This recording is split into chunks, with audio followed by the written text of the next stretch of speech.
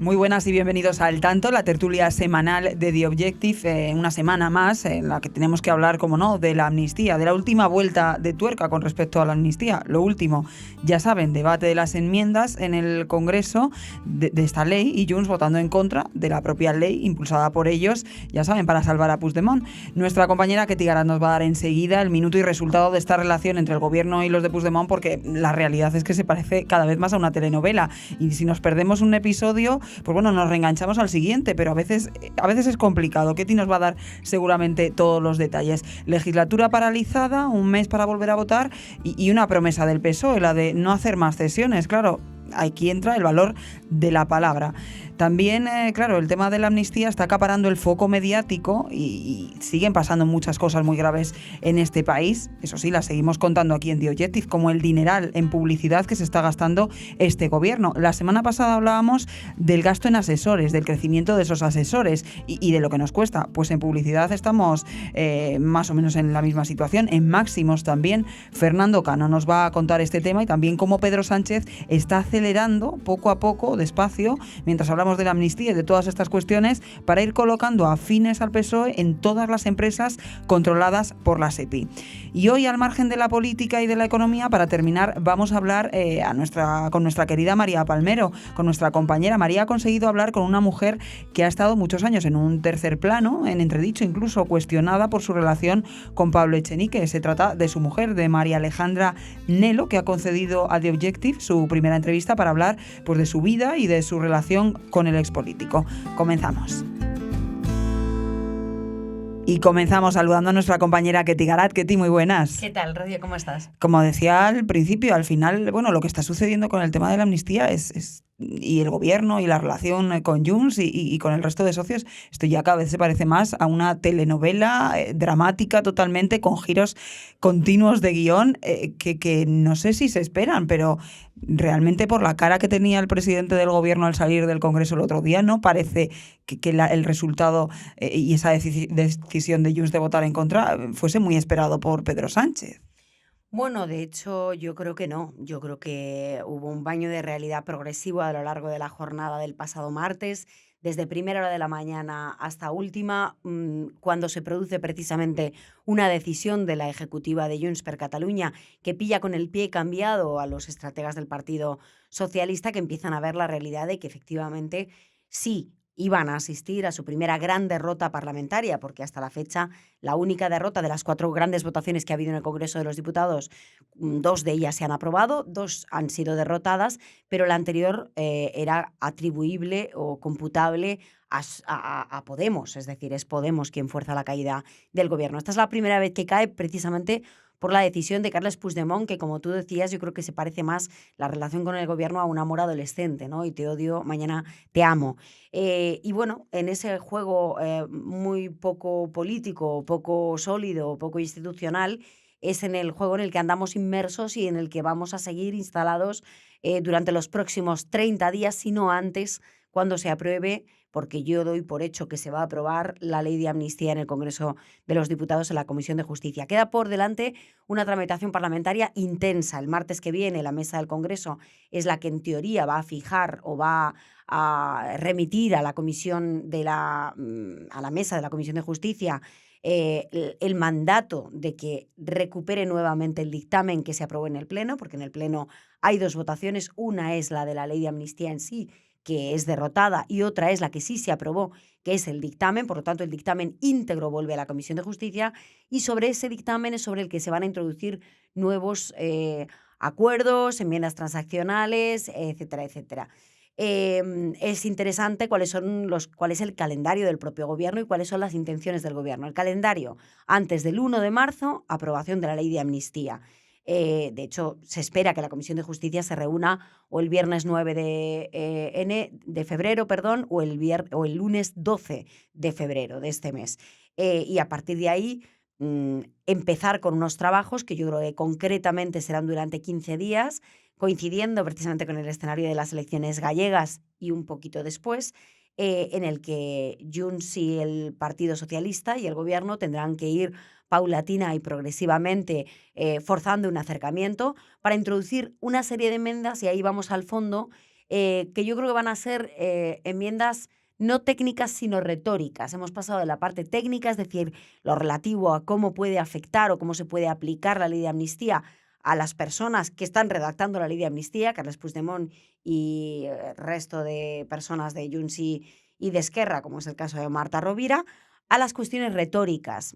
Por ejemplo, hoy hemos escuchado al presidente del gobierno hablar del terrorismo, los sucesos o los acontecimientos del 1 de octubre de 2017, a juicio del presidente del gobierno, no son terrorismo, y no sé si esto se va a introducir vía enmienda o no en la ley de amnistía, en el dictamen de la ley de amnistía, que será elevado a pleno, pero desde luego en Moncloa no descartan que vaya a ser así. Hay que destacar, hay que poner en valor, desde luego, como una cesión más, la defensa del presidente del gobierno, diciéndole también, por otra parte, a los jueces, presionando en cierto modo a los jueces, que los delitos en Cataluña o que lo que sucedió en Cataluña no es terrorismo. Yo creo que la verbalización del presidente del gobierno de esos postulados es, desde luego, algo que responde al ínterin de la negociación. Es decir, no me extrañaría que fuera, de hecho, una exigencia más de Junts per Catalunya en aras de alcanzar ese acuerdo. Veremos a ver si eso se traduce de las palabras al papel, de las palabras a los hechos o a los criterios para ser un amnistiado o no. Eso es lo que a mí, yo creo que a todos nos interesa en estos momentos, en el sentido de en qué se va a concretar la redacción de las próximas enmiendas transaccionales. Claro, unas enmiendas que al final, como dices, pues siguen siendo de un modo o de otro cesiones, aunque claro, desde el partido las voces que cuentas tú más críticas, que cuentas en tus crónicas, dicen, es que no, las voces del PSOE, es que no podemos ceder más. Ya, pero ya la palabra, el valor de la palabra de no podemos ceder más, después de tantas cesiones y lo que valía hace un mes, ahora lo que no valía hace un mes, ahora vale, es que esto, claro, ya no tiene mucha validez. No, ninguna. Ninguna. Y es verdad que nadie se atreve a poner la mano en el fuego sobre las afirmaciones tajantes que hacen desde el gobierno o desde el Partido Socialista, porque en las últimas semanas, en fin, hay muchos precedentes. Ha habido miembros muy destacados del gobierno, ministros del núcleo duro de Pedro Sánchez, que nos han prometido directamente en conversaciones informales con periodistas que no iba a haber cesiones relativas, por ejemplo, a la cuestión del terrorismo, y que finalmente se producían apenas 24 o 48 horas más tarde de pronunciar o de dibujar precisamente esa línea roja. Yo creo que efectivamente el valor de la palabra es poco ahora mismo. Lo que importa es el valor de la política. Es decir, el gobierno sabe perfectamente que en ocasiones es hasta rehén, ¿no?, de la negociación que mantiene con Carles Puigdemont y que mantienen con Junts per Catalunya. Y bueno, el presidente del gobierno lo ha dicho muy claro: voy a llegar hasta el final para la reconciliación en Cataluña. ¿Y hasta el final qué es? Pues a comprar todo, todo. Y veremos a ver, insisto, cuál es esa redacción final. Yo creo que no hay que descartar nada. Sí que creo, a bote pronto, que tiene más margen para recular o para rectificar Junts per Catalunya que el Partido Socialista, porque el Partido Socialista, oye, ya han comprado, por ejemplo, la cesión superlativa de la argumentación sobre el terrorismo, que era lo que más ampollas ha levantado a nivel interno en el Partido Socialista, ¿no? Las declaraciones de Félix Bolaños, del ministro de Presidencia y de Justicia y Relaciones con las Cortes, bueno, pues verbalizando esto del terrorismo light y terrorismo no light, el terrorismo pacífico, nuevo concepto que se ha acuñado precisamente por parte del Ejecutivo.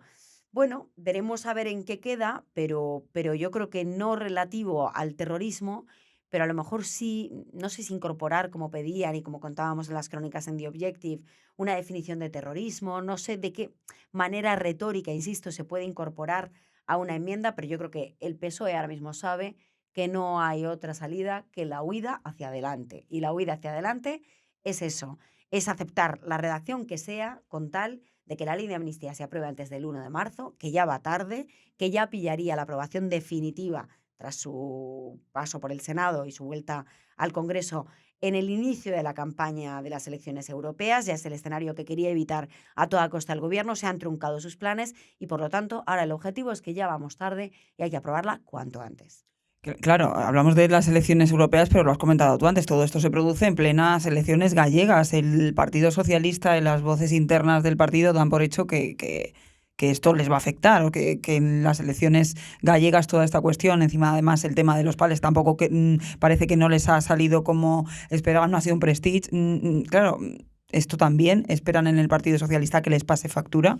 No, no porque consideran que las gallegas, o por lo menos el tema de la amnistía en Galicia, bueno, pues es inocuo en el sentido de que los gallegos votan en otra clave, más autonómica, más nacional, dicen ellos, pero más en clave de comunidad autónoma, y que no quieren nacionalizar la campaña, ni unos ni otros, ni el electorado del Partido Popular ni el electorado del Partido Socialista. De hecho, hablan mucho en el PSOE de cómo Alfonso Rueda está intentando orillar a los intentos precisamente de Alberto Núñez Feijóo de nacionalizar su campaña, porque efectivamente eso podría beneficiar o no al Partido Socialista, que es lo que está intentando con Pedro Sánchez, desembarcando en Galicia todos los fines de semana. Este fin de semana también estará en Galicia y con varios ministros también al frente de esa campaña gallega.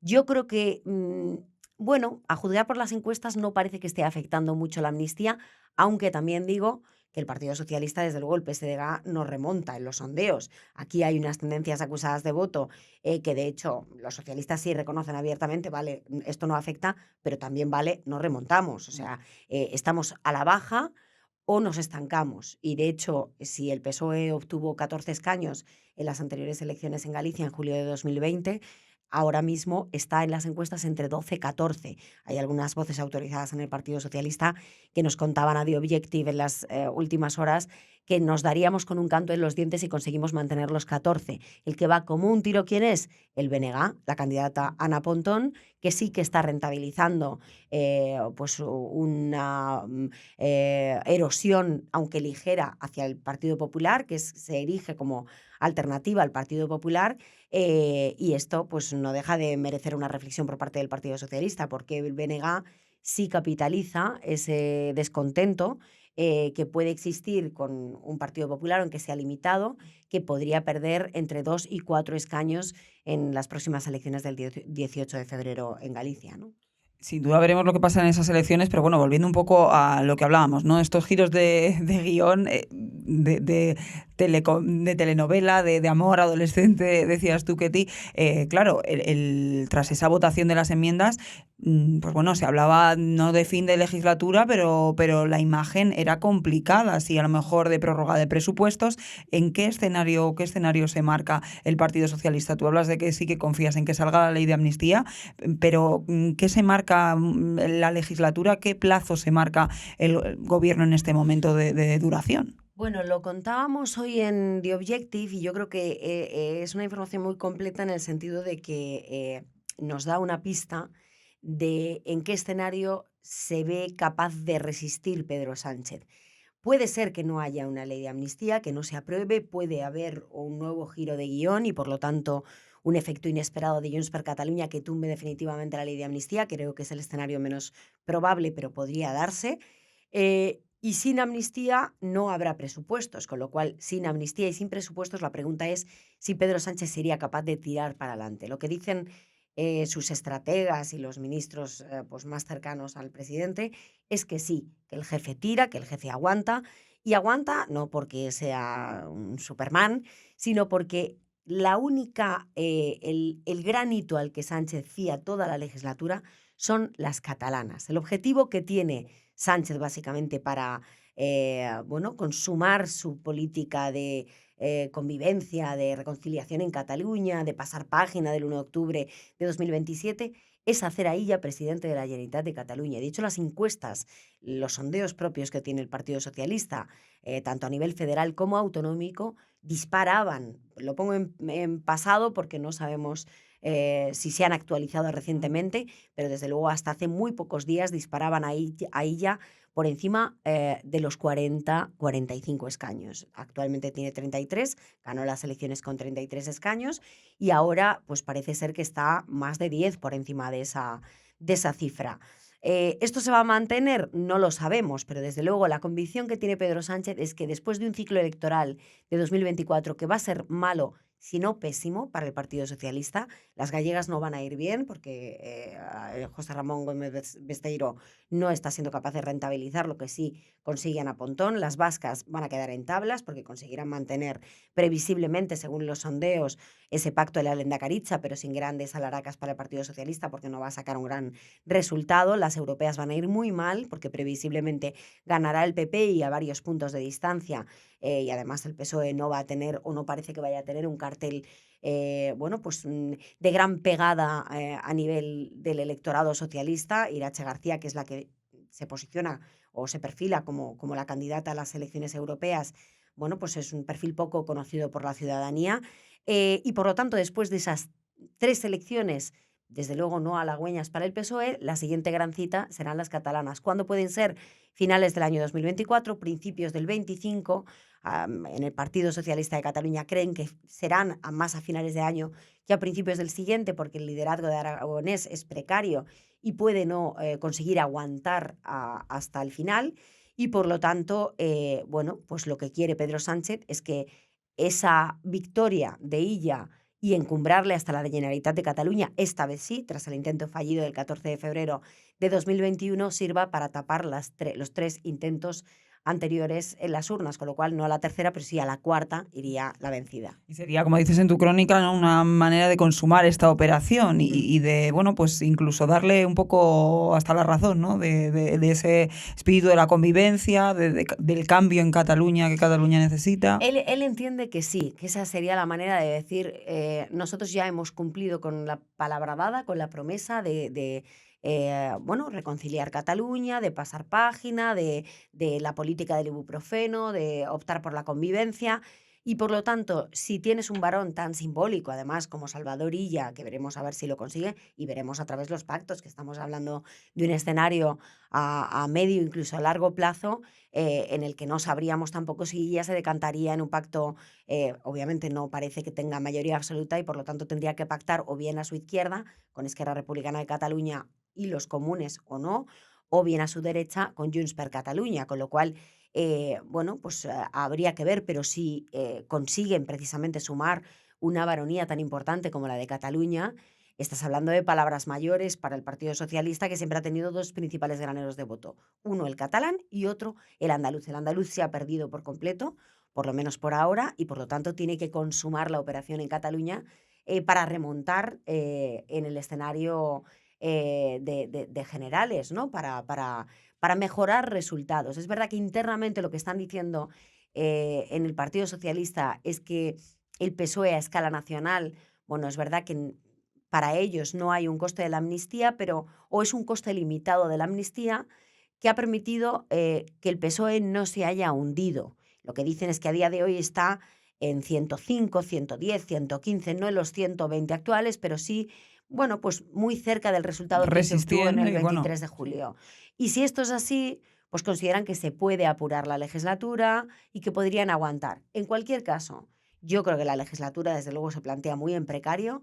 Si Sánchez es capaz de aguantar hasta las catalanas, finales del 24, principios del 25, yo también creo que se daría con un canto en los dientes y a partir de ahí podría convocar en cualquier momento, porque de hecho la operación que ya contamos en su día de Objective, que es adelantar el Congreso Federal del PSOE a octubre de 2024, es decir, unos meses antes precisamente de que se celebraran las elecciones en Cataluña, persigue tomar impulso político para el siguiente ciclo electoral, con lo cual, superada esa prueba, Congreso Federal del Partido Socialista en el otoño, en octubre, los congresillos posteriores en los diferentes territorios autonómicos y el escenario de las elecciones en Cataluña, yo creo que ya está superada esa etapa y se podría convocar en cualquier momento, en el mejor momento para Pedro Sánchez, en el momento en el que las encuestas fueran más favorables, favorables, ¿no?, al Partido Socialista. Lo que pasa es que es verdad que hablar con la rapidez con la que vivimos los acontecimientos y cambian las cosas, hablar de tan largo plazo es... Es verdad que es un año, es un año. Sí, pero es que... Tenemos un año por delante en el que puede pasar cualquier cosa,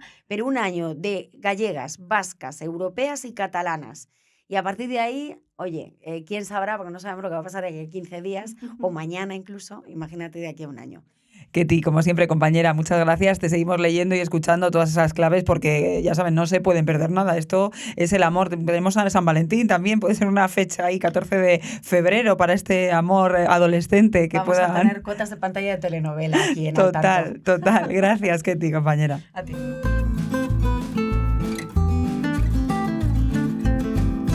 Y tenemos ya con nosotros a Fernando Cano. Fernando, muy buenas. Buenas, ¿cómo está, Rocío? Para hablar, lo decía al principio, pues bueno, es que claro, todo este tema de la amnistía y de todo lo que está ocurriendo en el Congreso, de toda la parte política, parece que nos está eclipsando, ¿no? Un poco otras cuestiones que pasan, pero desde luego aquí en The Objective siempre se las contamos. La semana pasada les hablábamos con Enrique Morales, pues de ese incremento de asesores del gobierno, del incremento del gasto, obviamente. Hoy toca hablar, cuentas tú, Cano, esta semana en The Objective, ese incremento en publicidad institucional, publicidad comercial. Ahora nos concretas un poco las diferencias, pero que también está en niveles históricos, por lo menos cuentas de hace 14 años más o menos. Sí, desde luego, como comentas tú, Rocío, la publicidad institucional ha sido uno de los grandes ejes programáticos de Pedro Sánchez durante toda la legislatura, que terminó y, al parecer, según el plan de publicidad institucional presentado esta semana, lo será para la legislatura que está comenzando este año. Por ir dando algunos datos, pues para este año la publicidad institucional que el gobierno ha comprometido en su plan anual es de 138 millones de euros, una cifra que le convierte de lejos en el primer anunciante de España, más que duplicando al segundo, que sería una empresa privada, lógicamente, que es L'Oréal, con 75 millones de euros, lo cual pues le deja bastantes cuerpos por encima de esto. En términos absolutos, esta cifra es un poco menor, un 5% menor que la del año 2023 y a su vez un poco menor de los 158 millones del año 2022, donde se marcaron todos los récords absolutos de publicidad institucional.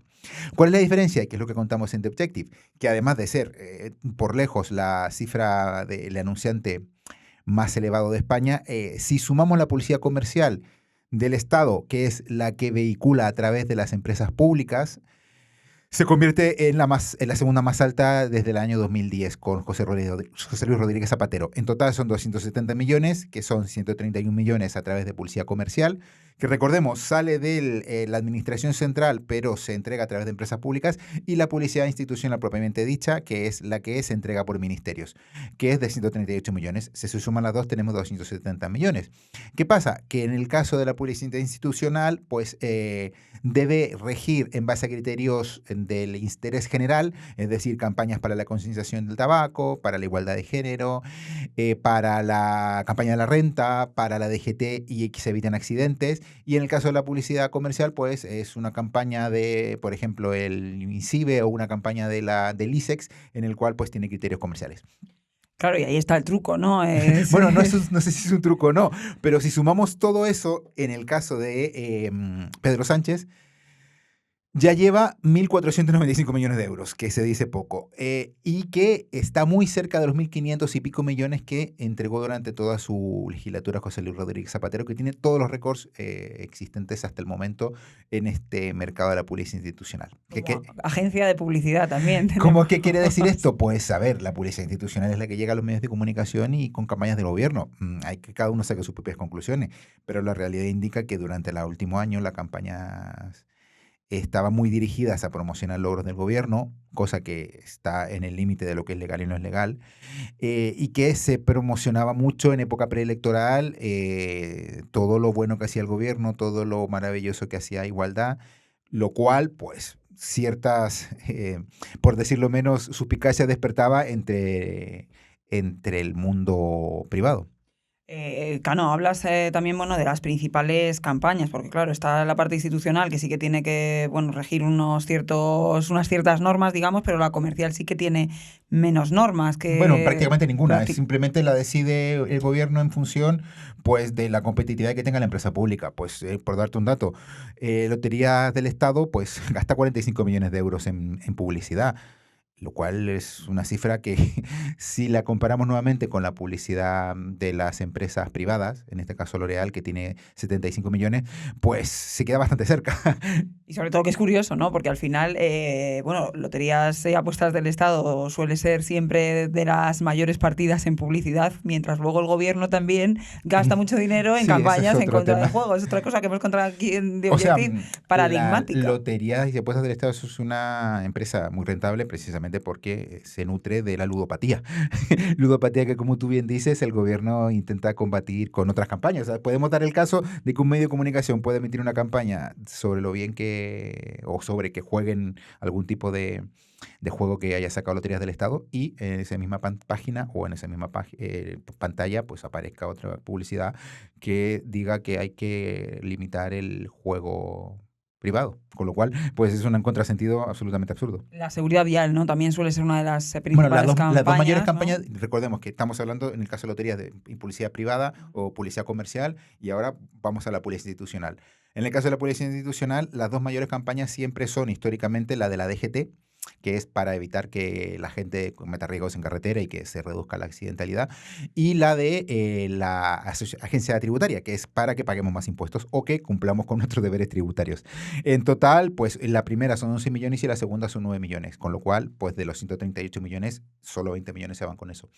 En el top 5, en el top 5 también encontramos la campaña de igualdad, que tiene otros 7 millones, y también encontramos la campaña, que esto me parece muy curioso, de promocionar que los jóvenes pidan el bono cultural. Es decir, el bono cultural joven tiene un dinero que se destina a que los jóvenes puedan comprarlo.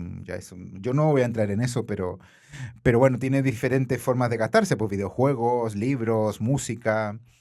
pero debe ser bastante complicado acceder a él Porque se destinan necesitan 6 millones para promocionar que la gente lo consiga. O sea, no solamente ya el dinero que se destina para el bono, que es lo que tú dices, sino que simplemente para poner un anuncio en un periódico, en una radio, en una televisión o en sobre cómo se solicita. o solicite su bono ya, por si no lo ha hecho.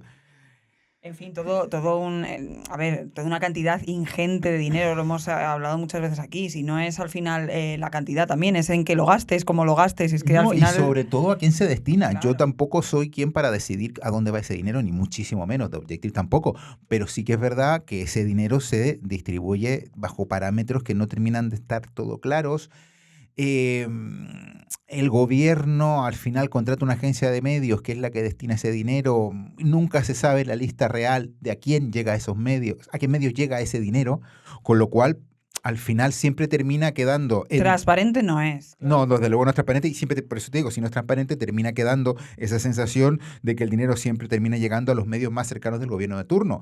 Esto pasa en el gobierno central, pero también pasa en la publicidad local, en la publicidad autonómica, donde muchos medios pierden o ganan mucho dinero dependiendo de quién está en el gobierno. Claro, es que al final esos parámetros, ¿no?, de reparto deberían ir, ya que es dinero público, dinero de todos, deberían ir dirigidos a, pues según el nivel de audiencia que tenga cada medio. Entonces, bueno, se supone que esos son los criterios que tiene que tener, pero claro, el nivel de transparencia sí, en hace el caso, que por no... ejemplo, de la Generalitat de Cataluña, que sí que tiene muchas cosas que pueden estar de acuerdo o no, pero una de las buenas cosas que tiene es que publican un informe anual muy parecido al informe que estamos citando, pero que incluye claramente a dónde va el dinero, es decir, medio por medio, y repito, podemos estar a favor o estar en contra, y también entran criterios lingüísticos, criterios de si se hace un mayor o menor cobertura local, pero sí que se da una lista absolutamente detallada de qué medios son los que se llevan el dinero. Cosa que no pasa en la publicidad Es que es nacional. dinero público, es que debería ser, o sea, desde aquí hacemos el llamamiento, debería ser así, o sea, deberíamos saber todos en qué, hacia dónde va dirigido nuestro dinero, al detalle sobre todo cuando estamos hablando de cosas pues tan delicadas, porque al final, claro, estamos hablando de medios de comunicación, luego siempre hay pues lo que tú comentabas, esas dudas, ¿no?, sobre quién está detrás de sobre cada todo medio. porque hablamos de mucho dinero y los medios de comunicación, con la crisis que tienen y llevan teniendo durante muchísimos años, pues muchos medios tienen una gran partida de sus ingresos dependiendo de estos ingresos de publicidad institucional. Con lo cual, como te comentaba antes, muchos medios, sobre todo digitales, que son mucho más pequeños, pues se mueven en esa delgada línea entre que si este dinero entra, pues pueden seguir, o si no entra, pues dejan de estar.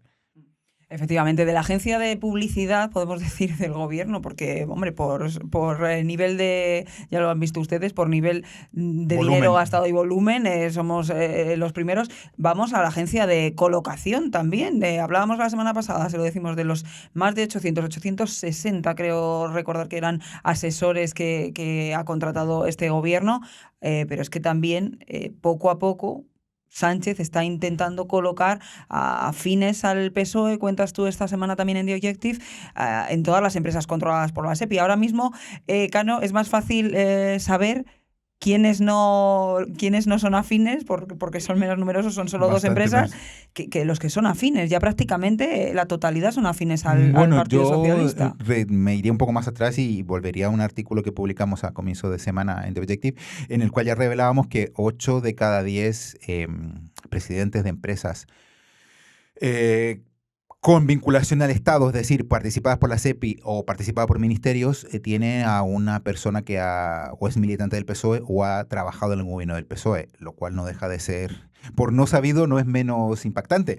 Siempre se ha hablado de que Pedro Sánchez coloca, como tú decías, a gente cercana en empresas públicas, pero hasta esta fecha no conocíamos el dato real hecho en un Excel con todas las empresas que se han investigado, un dato real de cuánto era esta implicación.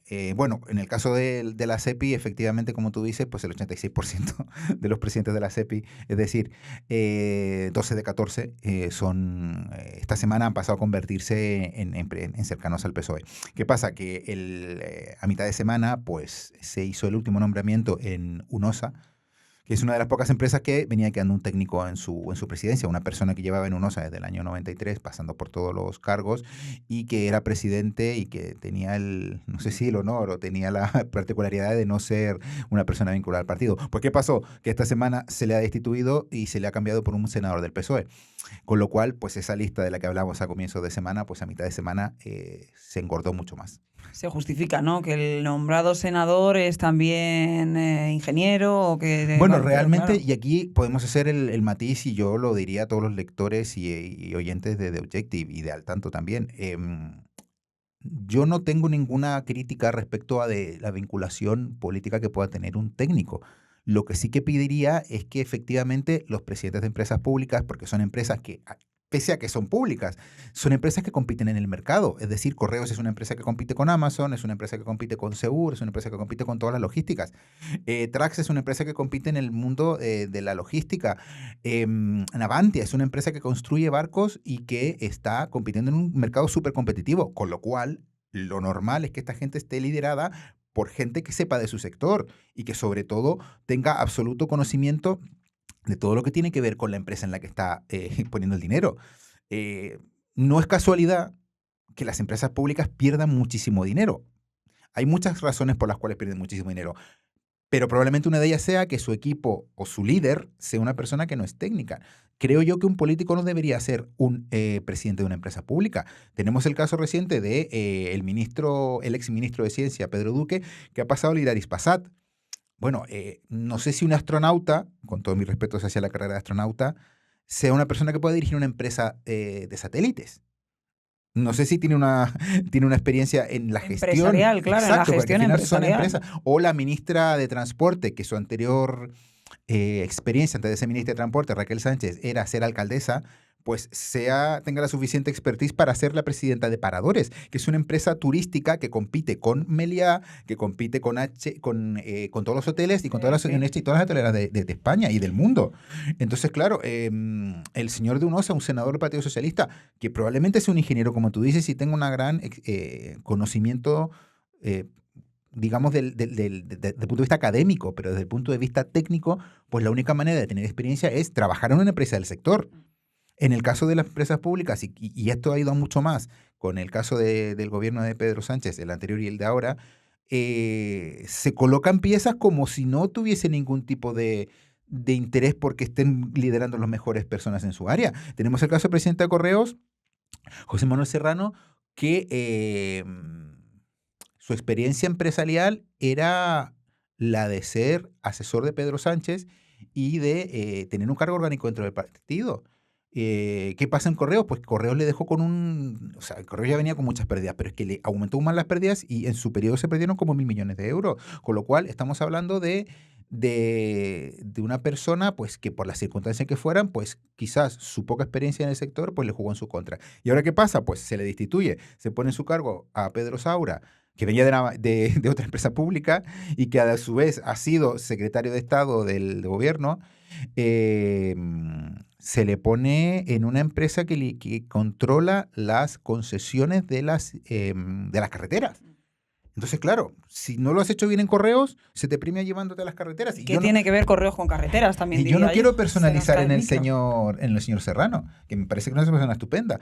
Pero claro, es que esto de estar poniendo a gente como si fuese un intercambio de cromos, un total. Rubik's, poniendo el que porque no se quede sin trabajo, le pongo en esta otra empresa, pues no lo sé. Al final llegamos a una situación en que el 80% de las empresas públicas están lideradas por ex cargos del PSOE o gente ya directamente del partido, que han sido secretarios de Estado, que han sido directores generales, que han sido ministros, por el solo hecho de ser fieles al partido y al presidente de gobierno. Entonces no creo que esa sea una solución para mejorar la gestión de las empresas públicas. Desde luego hablamos mucho siempre de competitividad, de productividad, pero estos movimientos no se rigen, el mercado no se rige por estos movimientos, el mercado libre, evidentemente, claro, hablamos de empresas públicas, pero deberían intentar gestionarse, como dices tú, de la manera más eficiente para que el retorno fuese el mejor. De verdad que en el caso de Correos, o sea, en el caso del PSOE, por ejemplo, el PSOE es un partido con muchísimos afiliados, que ha tenido muchísima gente en sus diferentes gobiernos a la vez de la historia de la democracia.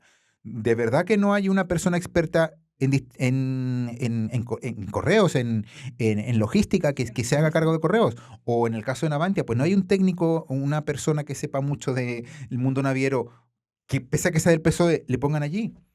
La verdad que esa es la duda, y la duda también yo me plantearía si fuese el presidente de ENSA o SAECA, ¿no? Que son ahora mismo los únicos que tienen carrera y que yo estaría ahí preocupada. Bueno, yo creo que al mediano plazo y la información que contamos esta semana en The Objective, pues serán sustituidos. Ojalá que sea por gente también técnica, no lo sé.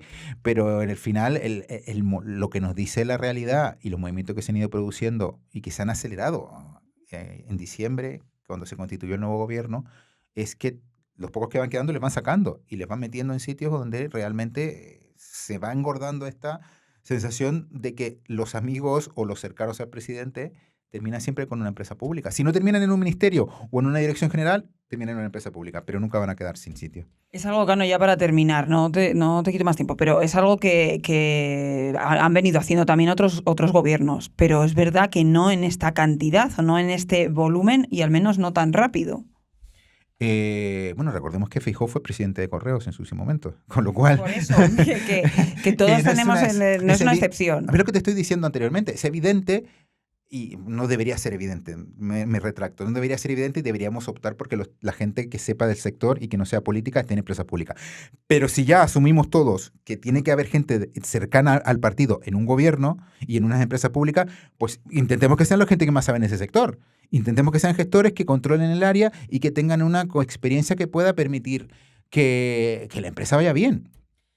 Pues así lo esperamos, pero no tengo muy claro que nadie nos vaya a oír. Sobre todo habrá que ver esas últimas empresas que quedan y seguiremos leyéndote. Sobre todo porque al final el presidente de gobierno, si no lo recordáis, dejó muy claras las cosas en su discurso en Davos, que el objetivo del gobierno, uno de los objetivos, o quizás el gran objetivo económico, es que el Estado tenga cada vez más peso en la economía. Y eso pasa también por tener controladas todas las empresas públicas y las sinergias que estas puedan tener con empresas privadas a las que también se quiere acercar. Recordemos el caso de Telefónica, el caso de Indra.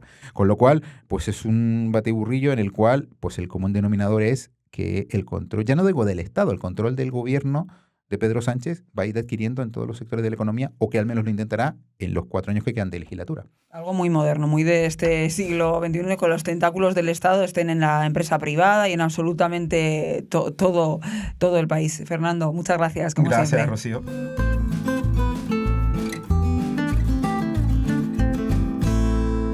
Y Y ya, como les decíamos al principio, tenemos para finalizar hoy el podcast, dejar la política y la economía a un lado, a nuestra queridísima María Palmero con nosotros. María, muy buenas. Hola, ¿qué tal? Para hablar de una entrevista que la verdad que bueno, ustedes la han tenido que leer porque yo creo que la ha leído toda España, muy interesante por el personaje, porque lo decía al principio, es un personaje, una mujer que ha estado siempre en un tercer plano, pero de la que sí se ha hablado, se ha también cuestionado mucho su relación con un expolítico, con Pablo Echenique, y tú consigues que te conceda la primera entrevista que hace a un medio de comunicación. Por favor, ¿cómo se fragua esa entrevista? ¿Cómo se fragua esa relación? Pues mira, yo llevo escribiendo sobre la vida personal de los políticos bastantes años. Estaba en otro periódico anteriormente a The Objective y escribí una noticia sobre Pablo Echenique y María Anelo, que es su mujer. Y ponía un dato de que vivían en tal sitio y ella muy amablemente me escribió por Twitter diciéndome, oye, no, que nos hemos mudado, ahora vivimos en otro sitio. Y yo dije, pues muchas gracias, pues lo corrijo. Y a partir de ahí pues empezamos a hablar. Ella siempre muy respetuosa, en plan, o sea, nunca me criticó que yo escribiese sobre su vida privada ni nada de eso. Y ya leyó algunas columnas que yo escribí sobre suicidios y tal, y estuvimos un poco comentando el tema sin más. Y esto fue como hace 2 años o 3 y yo le propuse una entrevista entonces. Me dijo que sí, y luego se arrepintió. Y me dijo, oye, mira, lo he pensado mejor y no quiero una entrevista. Pero siempre hemos tenido como una relación, pero tampoco de hablar. O sea, es decir, a lo mejor un tuit, o sea, un mensaje privado cada, yo qué sé, 6 meses. Y de repente, pues hace poco me dijo, oye, mira, que lo está pensando y que ahora sí que quiero hablar. Yo le dije, mira, pues guay y tal. Y nada, concretamos la cita y me fui hasta el pueblo. Os vais, te vas al pueblo donde ellos viven, quedáis allí en una cafetería, un pueblo a Nuevo Baztán, a unos 45 minutos de Madrid. Os citáis en una cafetería. Claro, también puede ser que te haya concedido la entrevista ahora en el momento en el que Pablo Echenique pues, ha salido, ¿no? del foco político, pero claro, aún así llama la atención que le haya concedido a este medio que, pues bueno, a veces sí que se cuestiona, ¿no? Un poco la figura de Podemos o las políticas de Podemos. De hecho, bueno, tú precisamente le preguntas, ¿no? ¿Cómo nadie te ha dicho que no nos concedas la entrevista a nosotros? Sí, a ver, evidentemente The Objective es un medio independiente, pero es muy liberal, todo el mundo lo sabe, y Podemos pues es diferente, y Podemos de hecho nos ha atacado muchas veces en nuestro periódico, pero no, ella me dijo que no, que se fiaba de mí, que tenía una intuición muy buena conmigo y que me consideraba una persona honesta y que nada. Entonces, bueno, de hecho la primera pregunta que le hago es si Echenique sabe que está ahí, en plan de, ¿se lo has dicho a tu marido que vienes con The Objective? Y no, sí, ya estaba encantada. En la entrevista, bueno, versa sobre su vida, sobre todo sobre sus aspectos más personales, porque cuentas que es una persona alegre, pero también con una mirada que sí que demuestra que lo ha pasado mal y que bueno, que está en una situación compleja. Claro, se ha cuestionado mucho, y también lo tratáis en la entrevista, precisamente la relación con Echenique, del que ella, bueno, pues llegó a ser su asistenta durante unos años. ¿Cómo abordáis ese tema, esa relación? Pues nada, yo le hago preguntas, yo las voy soltando y siempre le digo, tú lo que no quieras contestar, me lo dices, porque claro, decir a una persona, oye, ¿cómo salir con alguien con silla de ruedas? Claro, Pues un poco, claro, o sea, te lo puedes tomar bien o te lo puedes tomar fatal. Y no, ella súper abierta, la verdad, entendió todas las preguntas y nada, me dijo pues que ya no le chocó para nada que él estuviese en silla de ruedas, que simplemente se adaptaron. Ahí tampoco me quiso dar muchos detalles, también es verdad, ¿eh? Y nada, que la asistió durante 7 años y que su familia la apoyaba y todo bien. Sí, que también ella hay que recordar que perteneció al partido, ¿no? Siempre ha estado también del lado de Pablo Echenique. Hay momentos graciosos, ¿no? Durante la entrevista, también cuando pues hace referencia a ella con políticos de Podemos, bueno, de Podemos ahora mismo, de Sumar, que siguen activo. Habla de Rejón, muy crítica con Íñigo Errejón. ¿Podría ser de los más críticos con los que fue durante la entrevista? Sí, no, Errejón sí le cae fatal. Bueno, es que lo dice literal, dice que me cae fatal y pues eso, pues que dice que le ve calculador, mentiroso, poco honesto, y luego Yolanda Díaz también le cae fatal, pero dice que no ha tratado con ella personalmente tanto como con Errejón, que sí que le conoce. Habla también de sus amores, ¿no? Sus dos amores de su vida, uno Echenique y otro un musulmán, pero que conoció también aquí en España en su primera etapa, ¿no? En la primera etapa en la que vivió en nuestro país. Sí, sí, bueno, es curioso de por sí, ¿no? Que haya estado con un musulmán y luego con una figura tan reconocida como Pablo Echenique. Y nada, pues sí, nada, que se enamoró perdidamente de él, que incluso fue a Marruecos a la mezquita pues con él de viaje y eso, pero que luego al final el destino los separó y nada, y no han vuelto a hablar y ya se quedó muy pillada del musulmán hasta que conoció a Pablo Echenique y se enamoró de él. Dentro de la entrevista, la verdad que sí se toca con mucha naturalidad y normalidad, porque así lo es algo natural, pero es verdad que no estamos tan acostumbrados, ¿no?, a hablar de ello, pues una relación con una persona con una discapacidad de un grado tan elevado, ¿no?, como es Pablo Echenique, que tú lo tratas con mucha sensibilidad y mucha naturalidad, y ella también. También un poco esa era la intención de ella, transmitir pues un poco al mundo, ¿no?, que en el amor no hay barreras de ningún tipo. Bueno, yo creo que ella ha sido súper generosa y muy valiente, tanto al hablar de sus problemas de salud mental como hablar cómo es estar con una persona en silla de ruedas. Y eso, y creo que lo ha hecho muy bien. Creo que ha sido muy respetuosa con las respuestas y es eso para normalizarlo todo más. ¿Crees que habrá una segunda entrevista o ya junto a Pablo Echenique podría ser una conjunta? Bueno, yo con María me he escrito después de esta entrevista y dice que varios periodistas la han contactado para que hable con ellos en otros periódicos generalistas y ella dice que no, que ya no quiere hablar más, que le ha costado más de 2 años aceptar esta entrevista y que ya no quiere hacer más. Y sobre Echenique también le pregunté en plan de, oye, pues igual tu marido ahora se anima, tal, y dice que no, que es que Echenique no concede entrevistas y yo creo que también está ya como un poco ya de retirada del ruido este. Hay que recordar que María es de Venezuela.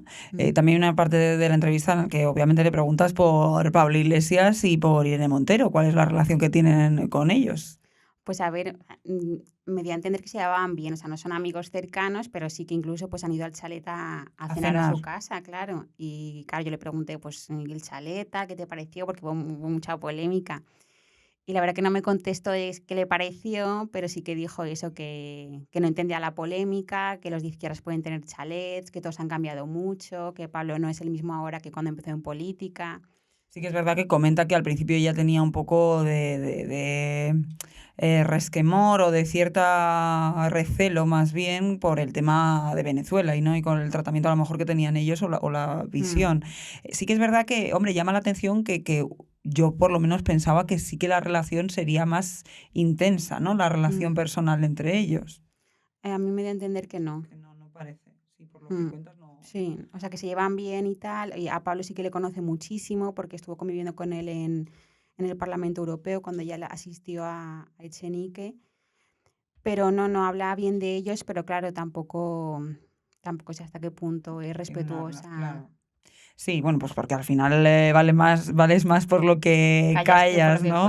Dentro también de la entrevista, de la extensa entrevista que María hace a María, hablas de que es una mujer en constante formación. De hecho, ellos se conocieron también en el laboratorio, ¿no? Es una mujer que en la universidad que siempre está formándose y ahora mismo también estaba formándose. Sí, a pesar de que no está pasando por su mejor momento en lo que a salud mental se refiere, no se rinde, lo que también es un buen pronóstico. Ejemplo, sí.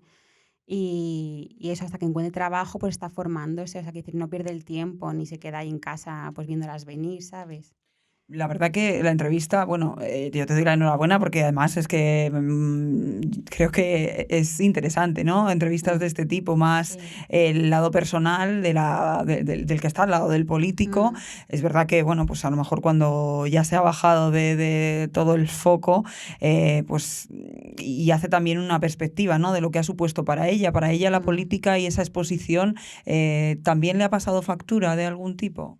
Yo creo que sí, porque claro, ella, bueno, se le desarrolló la fobia social, no sé en qué momento, pero claro, si una persona con fobia social tiene a la prensa todo el rato encima y todo el rato le están atacando a su pareja, al partido, etc., pues supongo que esa presión al final acaba pasando factura. Pero bueno, la verdad que, ¿sabes?, está luchando por salir adelante, está en manos de profesionales y yo creo que saldrá. Pues María, enhorabuena y estamos esperando y deseando saber cuál es la próxima entrevista, que seguro. Luego llamamiento a todas las mujeres y maridos de políticos. Y los ex, que esos también, ahí hay un filón. Sí, hijos, de todo, que yo soy muy amable y muy honesta, yo grabo todo. Y hace una entrevista perfecta y seguro que van a quedar encantados. Hay que escribir a María. Muchas gracias, María. A ti. Y gracias a ustedes también por escucharnos una semana más.